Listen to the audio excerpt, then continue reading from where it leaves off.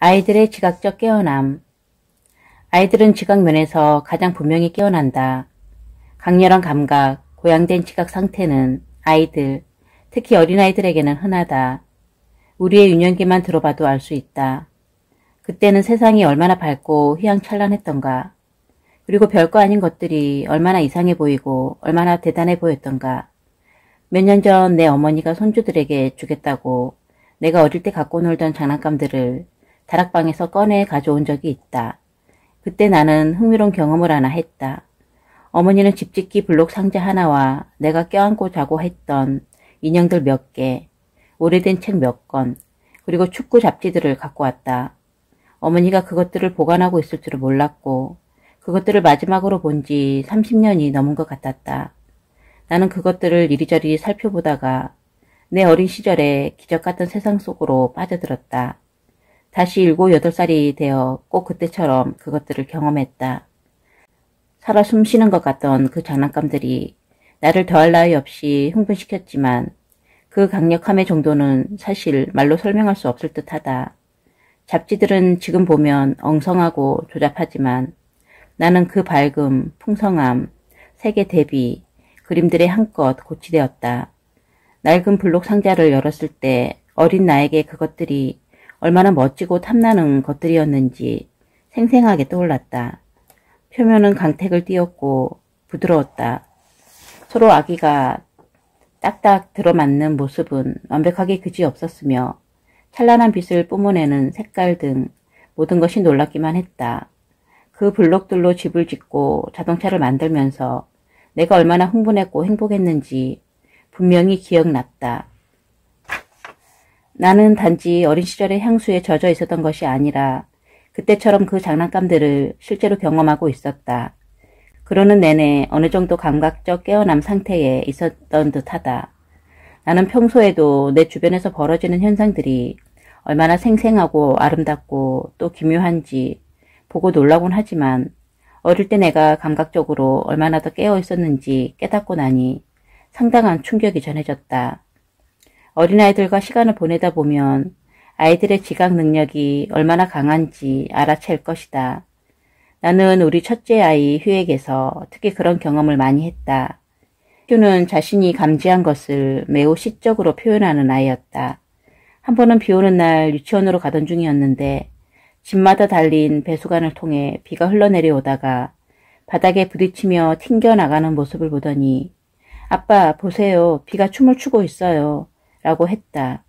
그 몇 달 후 여름에는 정원에서 놀다가 잔디에 놓여있던 책의 책장에 바람이 날리는 것을 보고 아빠 보세요. 바람이 책을 읽고 있어요. 라고도 했다. 휴가 막 걷기 시작했을 때 나는 그 아이와 어디를 가려고만 하면 시간이 하염없이 걸리는 상황에 감탄 아닌 감탄을 하곤 했다. 걸음이 느린 것도 있지만 그보다는 휴가 주변을 일일이 살펴보느라 걸음마다 멈추곤 했던 것이다. 골프장을 빙 둘러서 우체국에 갈 예정이라면 보통 10분이면 되는 길이 30분이나 걸리곤 했다. 휴는 큰 나무, 작은 나무, 돌, 이파리, 물 웅덩이를 일일이 살펴보고 만져보느라 앞을 나아가지 못했다. 그럴 때면 심지어 과자 봉지나 음료수 병도 내팽개쳤다. 어린 휴에게는 모든 것이 매혹적이었다. 이것은 어린아이들과 함께할 때 좋은 점이다. 우리가 잊어버린 것들을 아이들이 알려준다. 존재의 신비, 작은 것들의 주의를 집중하며 얻을 수 있는 기쁨, 그리고 머릿속 수다에 빠진 채 목표 지점으로 날아가는 화살처럼 달려가는 대신 시간을 내어 멈추고 볼 때 오는 기쁨 등을 알려준다. 아이들은 우리 안에서 잠자고 있는 감각들을 깨워준다. 사실 아이들과 시간을 보내다 보면 우리 스스로 다시 아이가 된다.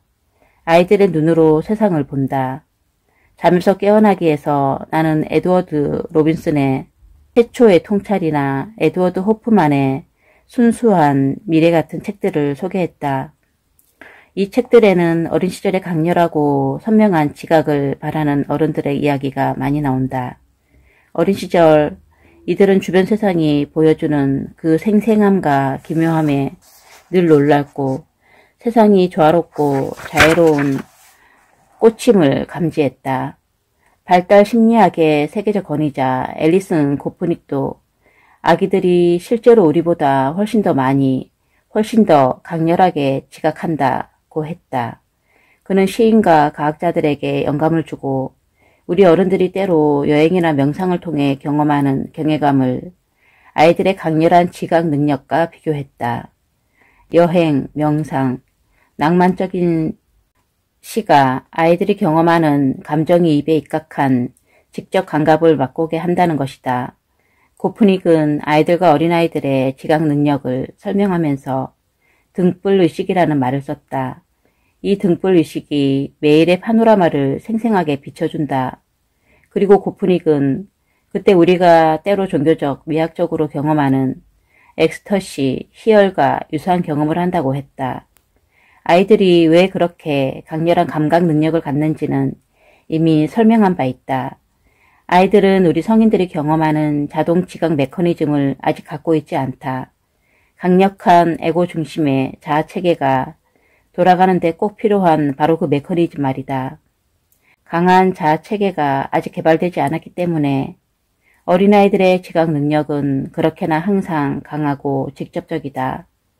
아이들은 우리 어른들이 거의 보지 못하는 풍성하고 기묘한 세상에 그리고 그 세상 속 순간순간 벌어지는 일들에 지속적으로 열려있다.